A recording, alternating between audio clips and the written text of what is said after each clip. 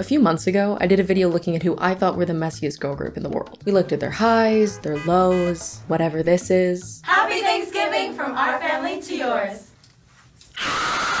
But it got me thinking more about that 2011 to 2015 time period of just pure pop chaos. And I thought it would be fun to look at some of the messiness that came from the boy groups at that time. And what better group to focus on than the biggest one in the world at that point. Before we get into the video though, I want to give a quick shout out to today's sponsor, Book of the Month. If you haven't heard of them before, Book of the Month is a monthly subscription service where on the first of each month, you get to choose between 5 to 7 books that were selected by their editorial team to be sent straight to your door. You guys know I'm really into reading, but I find when it comes to online recommendations, I find it's either the same 5 authors or books just thrown around over and over again, or if I try to look into a lesser known author or book, it ends up being not so great. What's cool about Book of the Month though is that their editorial team reads through hundreds of titles before selecting the 5 to 7 that you get to pick from, so quality wise you're good. But the other thing I really like about them is they focus on new and emerging authors, meaning you're going to be seeing stuff that you haven't seen before. This month I got Pineapple Street by Jenny Jackson and Rootless by Crystal Zara Appiah. Pineapple Street is about 3 women who are wrapped up in the drama and excess of old money, and Rootless is about a marriage in crisis after a husband realizes that his wife has just vanished after finding out that she's unexpectedly pregnant. I hadn't heard of either of these before I saw them, so I'm really excited to check them out. They've also got an app where you can pick your books for the month, participate in reading challenges, or track your reading progress. And the package itself comes in a really cute blue box with a bookmark. And say you don't like the selections for that month, you can easily just skip the delivery without being charged. I just think it's a great way to find new authors and books that have already been vetted quality-wise, and even cost-wise. Between free shipping and the fact that their hardcovers are only $16.99, it ends up being a good deal too. If you're interested, you can get your first book for only $9.99 with the code CHEERS. So go to bookofthemonth.com and join for just $9.99. Thanks again to Book of the Month for sponsoring. Definitely check them out if you're interested, but otherwise let's get back into the video. I should mention here that the messiness of One Direction was more of a collaborative effort between the group and the fan base, but One Direction were a British/Irish boy group formed on X Factor, and looking back,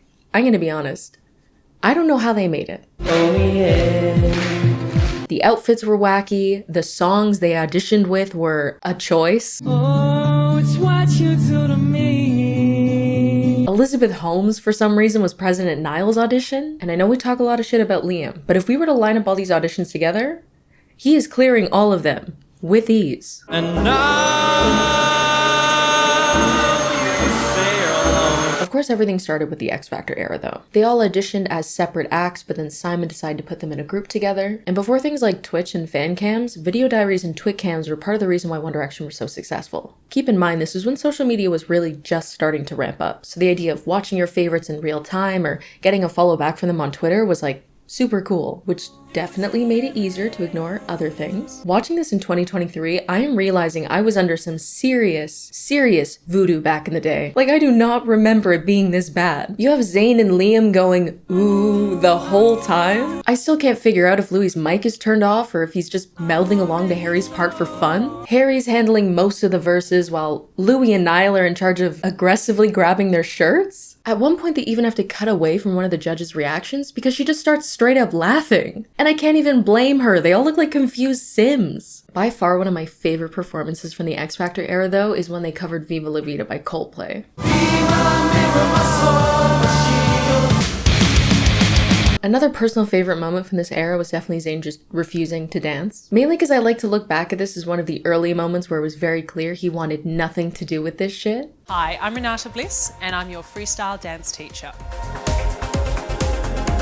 But also because a few years later, it turned out that there was an Easter egg in here. If you ever went to a One Direction show live, you probably noticed that Liam had a very specific dance move he liked to whip out all the time. Like, he did it so often that it ended up becoming a meme in itself.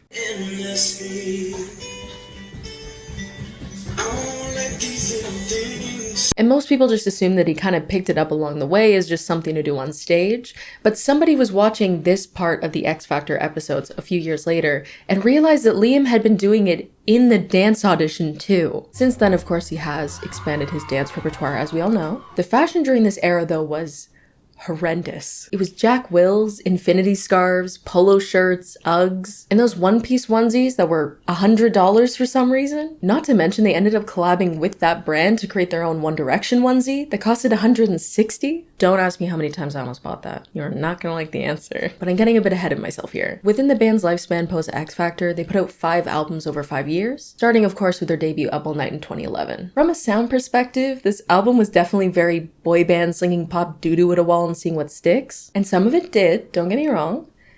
but some of it was also very pop doo-doo on a wall. Let me be clear though. Stole My Heart is a good song. I see way too many people on here getting comfortable saying that's the worst song on the album. We need to organize and focus on the real evil. Stand up. Stole My Heart is Europop Love Island Club trash. It's fun. It doesn't take itself too seriously. When that shit comes on, I get a bit silly. Stand Up, on the other hand, I'm convinced was a dog whistle crafted specifically to piss me off. I know for a fact Zayn was halfway out the door when he had to record that bridge. When I said some of these songs stuck though, they stuck. This album had both One Thing and What Makes You Beautiful, which were huge with the general public. They had a double-decker bus, Primark suits, and a dream. During this era though, One Direction had its first dabble with North America, and this was through opening for another boy band on their tour called Big Time Rush. So this is where there's definitely a bit of a regional disconnect. I didn't know that Big Time Rush was really that big in America. Little did I know, these people apparently have a big enough fan base that they're currently on a comeback tour, but regardless of the fact that they clearly have a sizable fan base, One Direction's was rapidly exceeding theirs to the point that they were still opening for them. And to the people on tour, they realized that most people that were showing up to the Big Time Rush show were actually going because they wanted to see One Direction. So what they ended up doing was they split the show in half so that One Direction got more time. That What Makes Our Life Beautiful mashup though continues to hit. Beyond that, there wasn't any true drama this era. I mean, beyond them just becoming super popular at the time. Also at this point, every fan was on a crusade to get Zayn to stop smoking, which sparked these lovely pieces of internet history. And there was the Let Niall Sing movement. And yes, I'm being dead serious. That's what it was actually called. Those three words are either sparking war flashbacks for you right now or just confusion.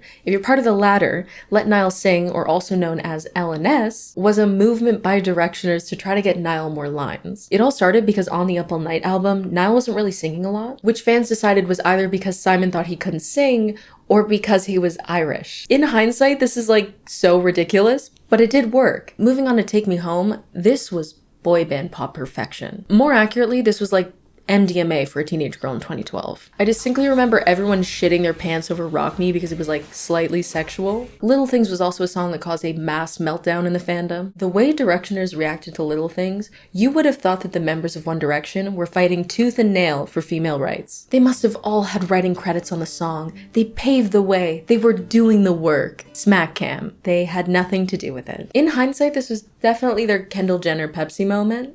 But at least the song was a jingle, okay? At least it was good. What's a boy band without preying on female insecurity once in a while?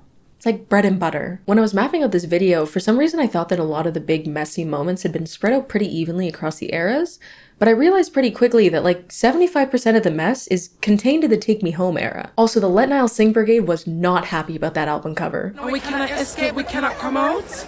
Mama! One of the craziest things that happened this era was the whole Christabel Riley fiasco. What happened was a few months before the album dropped, a phone call between Harry, Zayn, and some girls they wanted to bring up to their hotel room leaked. It says they're gonna be like security outside, are they gonna let us in? No, just listen to what I'm saying. Listen to what I'm saying. And they were telling the girls in the phone call that to get past security, they should say that their names were Christabel Riley, which happened to be the name of their hairstylist or something. So you don't want to look like a fan, yeah? So you just walk straight in, but you two just walk straight in, get in the list. If they ask who you are, you say your name's Christabel Riley. Naturally, Twitter getting a hold of this just caused mass chaos. There was also the hacking of airport security in Auckland, which I think stands the test of time as one of the craziest things I've ever heard a fan doing. Liam also had the best tweets during this era. Got in yesterday, spilt a full tub of pasta on the floor. Stupid, stupid boy, smelly pasta house.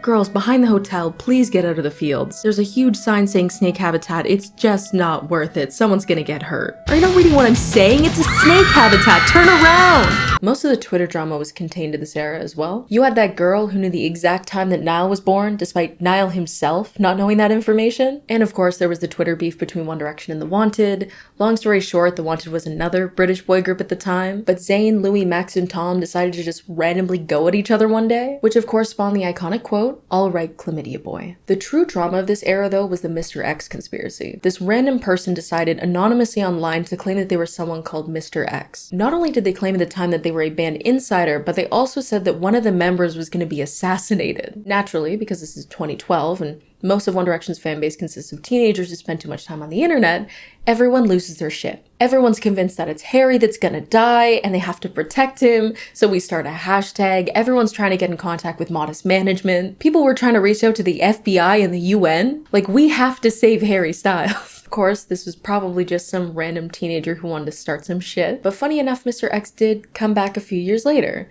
Fake, of course, again, but If anything, he's consistent. Obviously great that we didn't lose a member to an assassination, but we did lose a really great song this era. Around this time, One Direction's demo for a song called Just Can't Let Her Go leaked, and everybody loved it.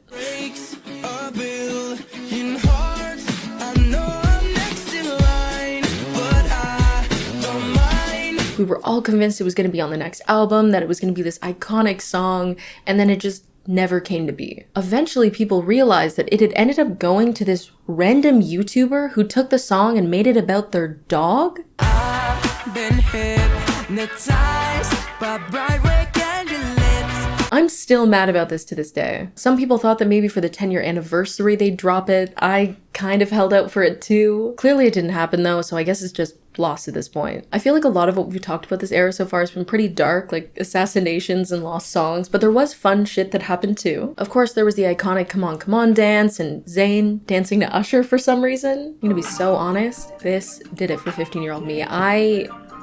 This was also around the time that we started to see all the flower crown edits and the punk edits. I do have to deviate a bit from the era by era format though to talk about the next two things, mainly because they happened across all of the eras, and of course one of those things was fanfiction. There was so much One Direction fanfiction that not only did you have the countless options on Wattpad or Archive of Our Own, but there was also an entire website dedicated to One Direction fanfiction, accurately titled onedirectionfanfiction.com. There was just so much of it, and the concepts were bananas. The nanny, Zayn Malik. My teacher, Louis Tomlinson. 5 tattooed guys. 5 kidnapped girls. Of course, you couldn't have a fanfiction without setting the proper vision though, which led to the polyvore outfit trend. And of course, who could forget the One Direction Imagines? Now back in the day, these used to actually be like earnest Imagines, but these days when you search 1D Imagines, you usually find stuff like this. Imagine Louis throwing a grape at you with a playful smile.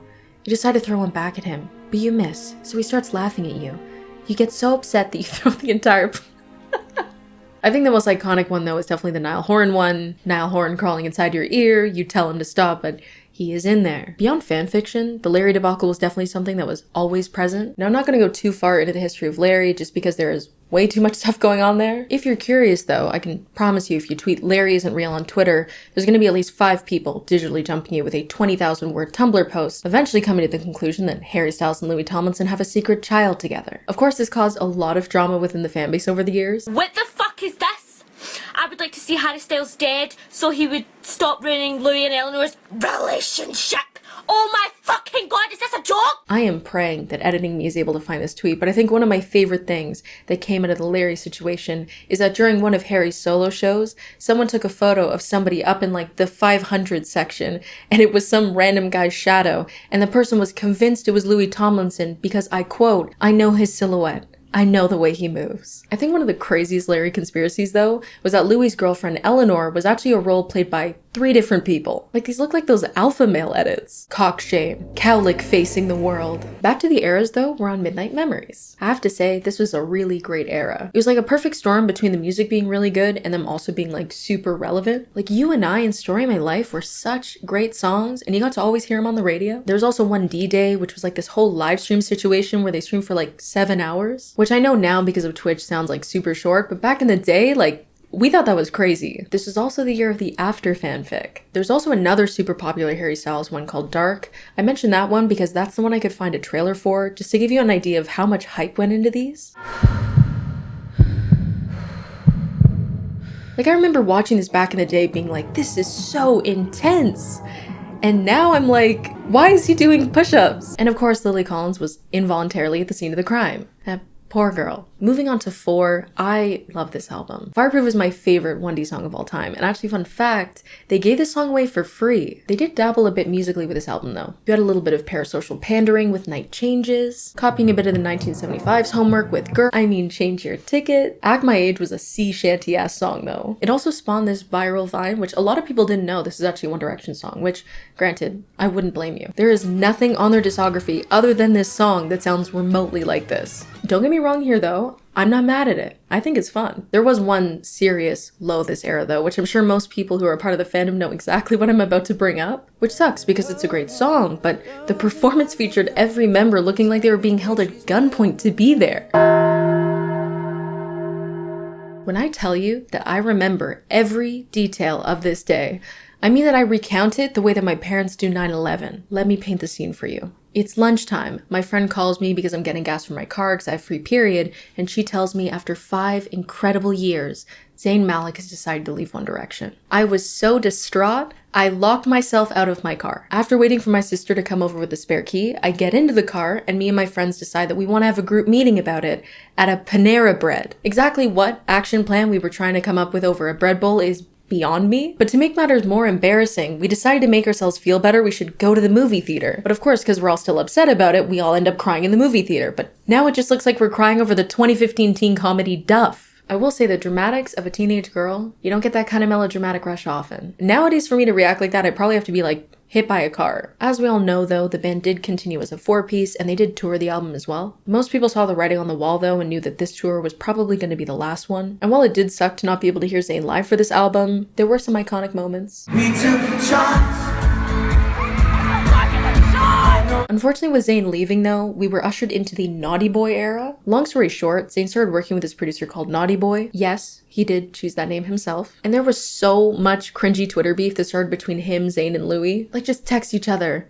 Or get a fucking diary. At this point, I'm a chronically online teenager of divorce. You cannot put me in these situations. The last installment to One Direction's discography, though, was the only one that they put out as a 4-piece. I am not willing to admit the things I would do to hear this live. I may be grown now, but you cannot fully beat the delusion out of a girl. They were a little shady this era though. They of course had Drag Me Down as the lead single, which obviously was poking fun at Zayn leaving. And then they had Perfect, which had some tongue-in-cheek lyrics about Taylor Swift. If you're looking for someone to write your breakup songs about. Referencing of course when Harry Styles rented out his hairstylist child to play parents with Taylor Swift in a zoo. Tracklist wise, I thought this album was great though. You had good singles, What a Feeling, Love You Goodbye, Olivia. I do have one burning question though. Where the hell did Never Enough come from? Places where this song would be appropriate. The background of a Donkey Kong level. The end credits of A Secret Life of Pets. A Glee episode transition. Places where this song did end up. Track number 8 on One Direction's last album, Just Can't Let Her Go, was quite literally right there. I know you guys are rich, you could have bought it back. After Made in the AM dropped though, they promoted it for a bit and then fed us all the lie that they were going to take a brief hiatus. And while the Fifth Harmony video didn't really have that much to talk about solo work wise, One Direction is the complete opposite. Every member of One Direction has been decently active when it comes to solo stuff. Zayn of course is the first to leave and the first to put out solo stuff. His first single Pillow Talk was a massive hit. He's also had hit singles with Sia and Taylor Swift. Album wise, he has 3 completed projects out. I really enjoyed Mine of Mine and Icarus Falls. For the most part, he tends to not be in the public eye though, unless of course he gets bored and decides he wants to just randomly cover You and I.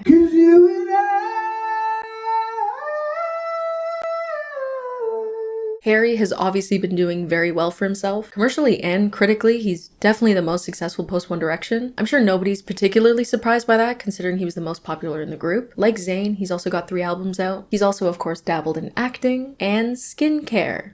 For some reason. Both Niall and Louis have 2 albums out each. Both had their respective hits. Louis had it with Back to You, and Niall had Slow Hands in This Town. Liam, of course, had his hit Strip That Down. Get Low was also catchy as hell, okay? I don't care. Those hot dogs sold it for me. Like, look at those guys. They're having fun. I think what's interesting about the group, though, is that I feel like when everyone went solo, a lot of people expected that just Zayn and Harry would do well commercially, but clearly every member in one way or another has been able to do really well for themselves. Which maybe I'm being a bit of a cornball here, but I think it's really cool. Liam's career is a bit of an interesting case, though. Maybe you love yourself like I used to. Whoa. He was one of the last to start putting out music, which I think a lot of people didn't expect. And his releases definitely felt a lot more random. He's definitely been especially silly post One Direction. In comparison to his peers, he did the whole NFT thing, a collab with Dixie D'Amelio, had some interesting opinions on the group member hierarchy, etc., etc. But some people are taking all of this and rewriting history. And that doesn't sit well with me. A lot of people forget that in the beginning, Liam was actually one of the more popular members of the group, which makes sense because at that point he was getting a ton of screen time and was doing most of the singing. It wasn't until Niall and Louis started to get treated more fairly that things started to shift a bit. But even then, Liam was widely liked by fans. And call me crazy, but I genuinely don't think they would have been able to do it without him. I think what's unfortunate about the way that his solo career panned out is that it's pretty obvious that he didn't have as particular of a vision as the other members, which I think is why his discography just sounds so all over the place. And that's not to say that he hasn't been successful, it's just that he sounds a bit misguided. I do have a small anecdote about Liam's solo career though. While it's definitely commonplace to have seen other One Direction members since One Direction, I feel like Liam is a bit more rare. And back in 2017, me and my friend decided it was a perfectly rational decision to drive over 2 hours to an event called Kiss the Summer Hello, where Liam would be performing. I need you all to understand that I pulled up to a Border Patrol agent, and when he asked me what my business was in the United States, I had to say, "We are here for Liam Payne." Now we assume this is going to be some kind of venue, like a One Direction member is going to be there. There has to be some sort of roof over our heads, right? But we quickly realized when we got there that canal side quite literally meant outside, in the rain, beside a canal. I'm not joking, this was our personal dashcon, except Liam Payne was in the ball pit. We originally went for Liam and Dua Lipa. Dua Lipa ended up not even showing. Most of the people there were just parents clearly looking for a way to preoccupy their kids for a few hours. And when Liam finally did take the stage, he sang one song and left. I love how I tried to play this off as casual on Instagram later by captioning it, "Actually came for Sean Paul." Like, I'm sorry. You're in Buffalo, New York right now for Liam Payne. It is physically impossible for you to come off as anything other than crazy. I will say though, post One Direction, Liam excels in the silly category like no other member.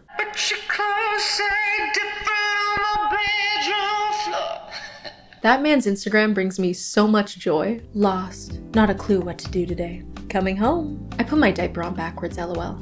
Can you tell? Okay, that one's fake. But you believed it for a second, didn't you? Liam definitely gets the most shit out of any of the members on the internet, which granted I think is par for the course when you start interacting with Logan Paul. But besides that, you can't ignore that every single member of One Direction has been able to be successful in their own way. Unfortunately, because of that, I don't think they're ever going to come back, but maybe that's for the best. They were some fun, messy years to kind of look back on. Hopefully this was like a fun walk down memory lane for any Directioners, or if you've never heard of half of this stuff, it was just interesting to look into. But if there's something that comes to mind that I didn't mention, definitely feel free to share it in the comments down below. It was really cool that with the Fifth Harmony video, the comment section is just kind of everyone reminiscing over the era. But yeah, I really hope you guys enjoyed the video. If you did, feel free to give it a like and subscribe to the channel. It really helps me out. You can also turn on my post notifications if you want to be notified every time I upload. I also stream on Twitch. We're in the middle of streaming The Last of Us Part 2. It's so much fun. And of course, the second channel if you're looking for some extra content. All my other socials will be down in the pinned comment down below. But otherwise, hope you guys enjoyed, and I'll see you in the next one.